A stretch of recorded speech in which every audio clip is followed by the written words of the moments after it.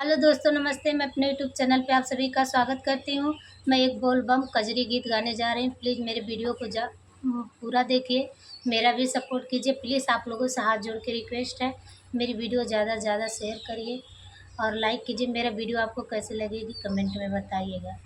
अब के सावन में हो, अब के सावन में कांवर हम बनाइब पिया, शिव के धाम जाइब पिया ना।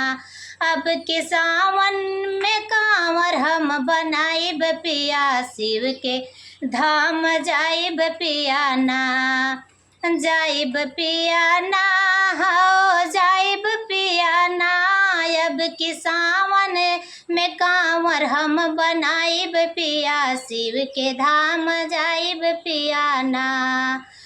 जाल सागरो कंवरिया तरस हमरो नजरिया, जाल सागरो कंवरिया तरस हमरो नजरिया, तरस हमरो नजरिया, तरस हमरो नजरिया। अब के छोड़ा बघर कै झमेला पिया, शिव के धाम जाइब पिया ना। अब के छोड़ा बघर कै झमेला पिया, शिव के धाम जाइब पिया ना। अब के सावन में कांवर हम बनाइब पिया, शिव के धाम जाइब पिया ना।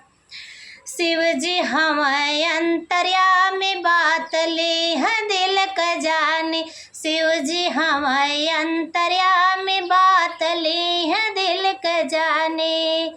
बात ली है दिल का जानी, बात ली है दिल का जानी।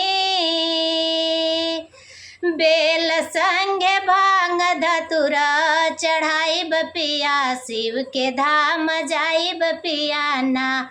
बेल संगे भांग धतुरा चढ़ाइब पिया, शिव के धाम जाइब पिया ना।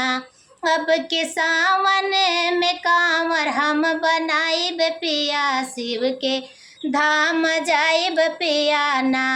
अब के सावन में कांवर हम बनाइब पिया, शिव के धाम जाइब पिया ना। बोलत बम हम जाइब जाके गंगा में नहाई, बोलत बम हम जाइब जाके गंगा में नहाई, जाके गंगा में नहाई, जाके गंगा में नहाई। गंगा जल भर बगिराई बसिलिंगिया पिया, शिव के धाम जाइब पिया ना। गंगा जल भर बगिराई बसिलिंगिया पिया, शिव के धाम जाइब पिया ना। अब के सावन में हो, अब के सावन में कांवर हम बनाइब पिया, शिव के धाम जाइब पिया ना। अब के सावन में कांवर हम बनाइब पिया, शिव के धाम जाइब पिया ना।